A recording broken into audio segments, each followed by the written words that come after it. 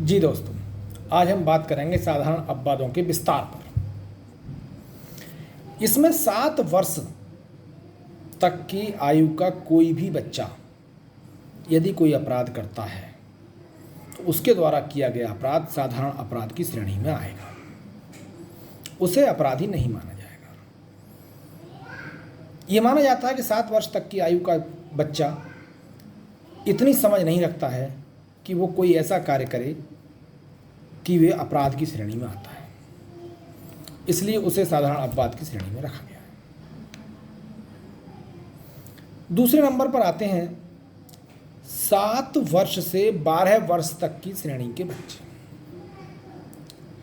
यहां महत्वपूर्ण बात यह है कि जो भी बच्चा 7 वर्ष से अधिक आयु का है लेकिन 12 वर्ष से कम आयु का है और उसकी समझ, उसकी परिपक्वता 7 वर्ष से अधिक की नहीं है, अपरिपक्व है, सोचने समझने की शक्ति नहीं रखता है, उसकी मानसिक स्थिति 7 वर्ष से कम आयु के बच्चे के बराबर है, उसे भी साधारण अपवाद की श्रेणी में रखा गया है और उसके द्वारा किया गया अपराध भी साधारण अपवाद की श्रेणी में आता है और उसे दंडित नहीं किया जाता है। इसके बाद आता है विकृत चित्त व्यक्तियों के द्वारा किया गया कार्य। अगर कोई पागल व्यक्ति अपने पागलपन में, अपनी मत्तता की स्थिति में, पागलपन की स्थिति में कोई अपराध करता है, वो अपराध अपराध की श्रेणी में न रखकर अपवाद की श्रेणी में आता है।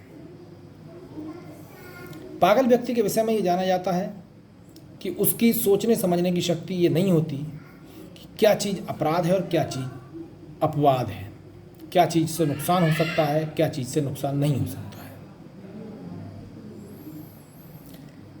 इसलिए उस विकृत चित्त व्यक्ति को, पागल व्यक्ति को भी अपराध की श्रेणी से बचाकर अपवाद की श्रेणी में रखा गया है।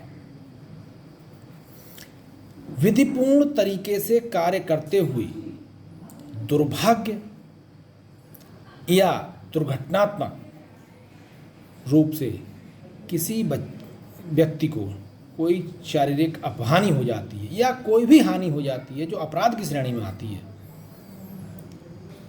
ये भी अपराध की श्रेणी में नहीं रखा जाएगा, इसे भी अपवाद की श्रेणी में रखा जाएगा। उदाहरण के तौर पर अगर कोई व्यक्ति कुल्हाड़ी से लकड़ी को काट रहा है,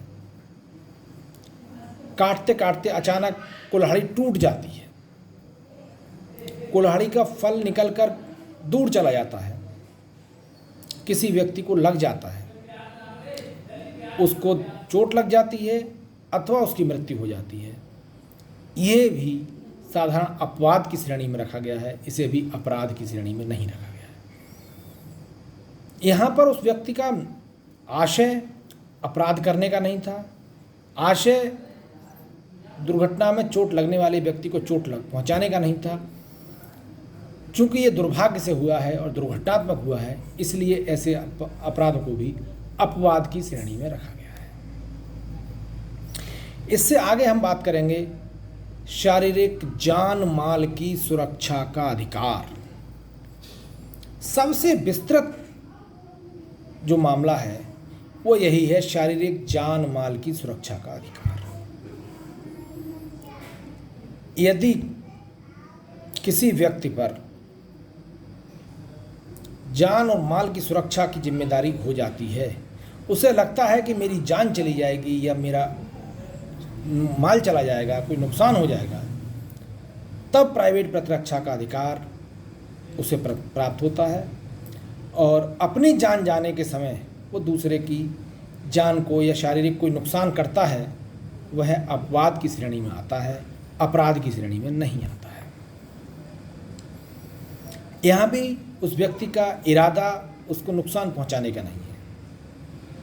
उदाहरण के तौर पर आपके घर में चोर घुस आए, डकैत घुस आए और वो आपके परिवार के किसी सदस्य को मार कर संपत्ति लूटना चाहते हैं और अचानक आपके हाथ में कोई हथियार लगता है और आप उस हथियार से उस पर हमला कर देते हैं और अपराधी की मृत्यु हो जाती है या उसे चोट पहुंच जाती है, तब ये मौका भी, ये भी अपवाद की श्रेणी में आता है, अपराध की श्रेणी में नहीं आता है।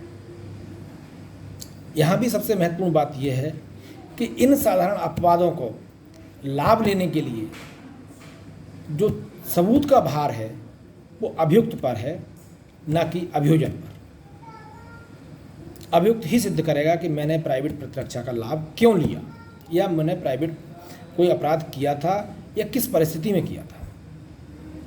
लेकिन प्राइवेट प्रतिरक्षा का अधिकार इतना भी नहीं है कि कोई आदमी आपके थप्पड़ मारता है और आप उस थप्पड़ की सुरक्षा के लिए गोली मार देंगे, ऐसा नहीं है। जितना बल आपके विरुद्ध प्रयोग किया गया है, आप उससे अधिक बल का प्रयोग नहीं कर सकते। कानून आपको उससे अधिक बल का प्रयोग करने की इजाज़त नहीं देता है। लेकिन जानकारी के लिए आवश्यक है कि आपके लिए जान माल की सुरक्षा के लिए प्राइवेट प्रतिरक्षा का अधिकार दिया गया है। आईपीसी में इसकी व्यवस्था है। भविष्य के लिए आप इसे ध्यान भी रख सकते हैं। कानून की जानकारी प्राप्त करके अपने जानकारी को आगे अपडेट कर सकते हैं। आज के लिए बस इतना ही। मेरे YouTube चैनल को सब्सक्राइब कीजिए, लाइक कीजिए और शेयर कीजिए। धन्यवाद।